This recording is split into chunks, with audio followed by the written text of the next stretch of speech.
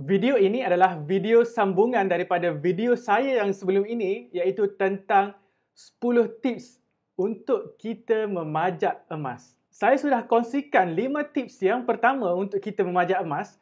Jadi untuk video kali ini saya akan kongsikan lagi 5 tips untuk kita memajak emas supaya kita tidak rugi dan mendapat keuntungan yang maksimum.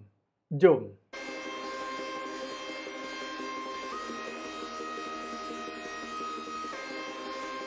Jadi, tips yang keenam adalah apabila kita sudah selesai menggunakan duit pinjaman Arhanu tadi, kita mesti tebus secepat mungkin. Biasanya, Arhanu memberi tempoh pinjaman sekitar 6 bulan. Namun, kalau sudah selesai urus niaga dengan menggunakan duit pinjaman tersebut, cepat-cepat kita tebus emas di dalam Arhanu kerana caj kebiasaannya dikenakan secara bulanan. Malah ada juga Arhanu yang mengenakan kepada kita caj mengikut harian. Maksudnya, semakin cepat kita membayar pinjaman, semakin kurang caj Arhanu tersebut. Kalau sebulan kita sudah selesai urus niaga dan ditebus semula selepas memajak emas selama sebulan, maka caj upah yang dikenakan adalah berdasarkan tempoh sebulan sahaja. Kita tidak perlu menunggu tempoh matang sehingga 6 bulan. Jadi kita sudah jimat duit untuk membayar kos upah yang tidak sepatutnya. Baiklah, tips yang ketujuh pula adalah bagi yang menggadai emas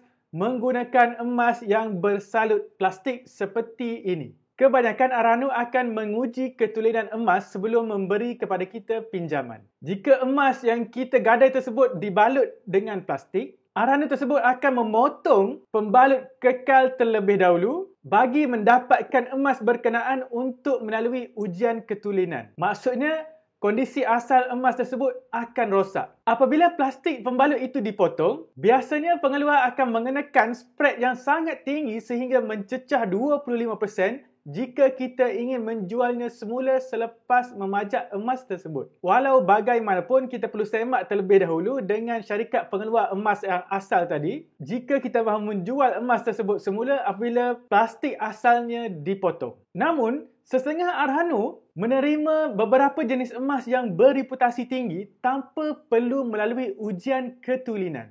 Maksudnya, kita tidak perlu membuka seal terlebih dahulu untuk memajak emas tersebut. Ini pengalaman saya sendiri. Saya telah memajak emas di Pos Arhanu Malaysia menggunakan emas public gold.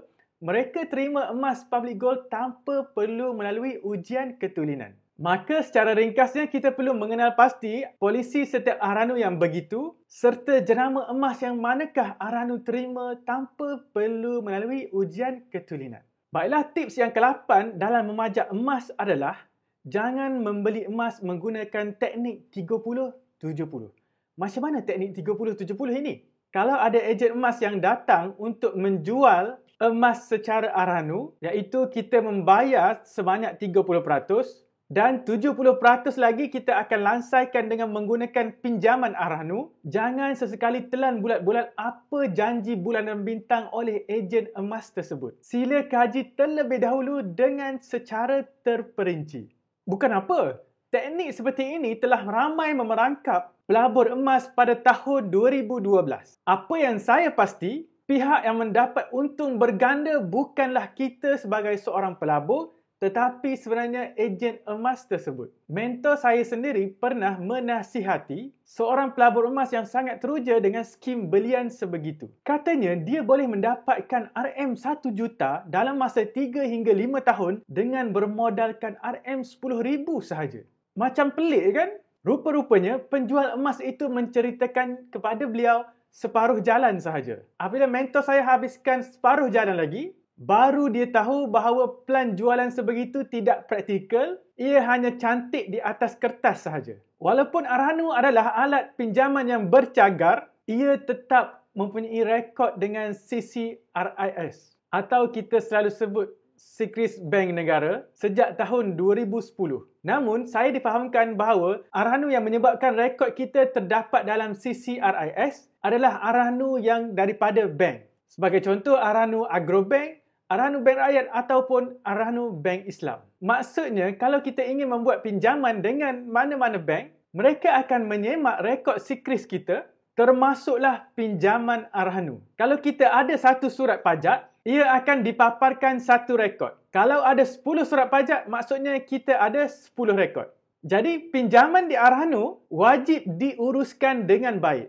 Jangan sampai emas kita tergadai kerana ia akan meninggalkan kesan buruk apabila kita ingin membuat pinjaman nanti. Kalau hendak membuat pinjaman baru dengan bank yang lain, berilah penjelasan awal-awal kepada staf bank tersebut supaya mereka tidak meletakkan anggapan bahawa kita mempunyai banyak hutang. Okey, tips yang terakhir adalah tips untuk sebelum kita menghantar emas tersebut ke Arhanu. Tips ini sangat penting dan saya percaya ramai yang tidak buat. Saya syorkan ambil gambar emas setiap emas yang kita menghantar kepada Arhanu. Kalau kita tidak mampu untuk menebus semula emas tersebut, kita masih ada jalan yang lain sebelum emas tersebut dilelong. Caranya adalah kita mencari pembeli emas yang ingin membeli emas kita di dalam Arhanu, iaitu membeli surat pajak, supaya emas tersebut tidak tergadai dan nama kita tidak disenarai hitamkan oleh pihak bank. Ini kerana apabila kita ingin menjual emas, pembeli emas biasanya ingin melihat terlebih dahulu gambar emas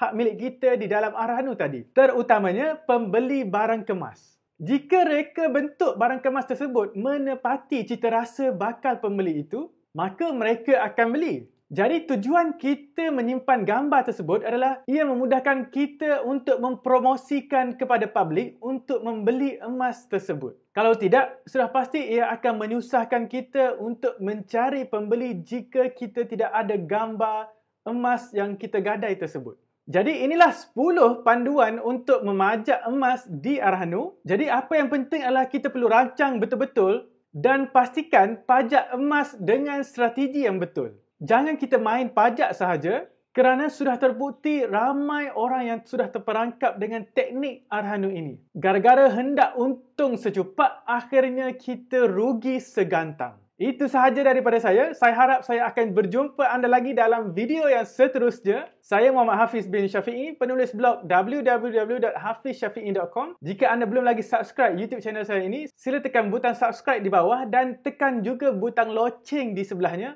untuk anda sentiasa mendapat update daripada saya, info dan tips tentang emas dan kewangan. Kita jumpa lagi. Bye-bye. Assalamualaikum.